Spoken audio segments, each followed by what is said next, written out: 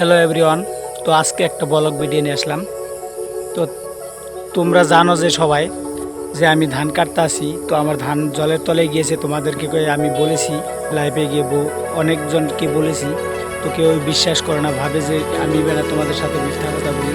তো আমি তোমাদের সাথে মিথ্যা কথা বলি নাই, কারণ এই তো দেখো আমার পিছনে দেখো একদম ভরা বর্ষা হয়ে গেছে, দেখতে পাচ্ছ তো? শুধু জল জল ছাড়া কিচ্ছু দেখা যাচ্ছে না এখানে। দেখো ভালো করে।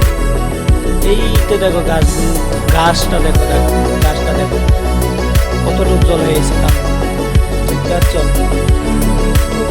এই জলের মাঝে আমার 10 বিঘা জমির ধান তলিয়ে গিয়েছে, উঠাতে পারবো, জানি না ওঠাতে পারবো কি না পারবো।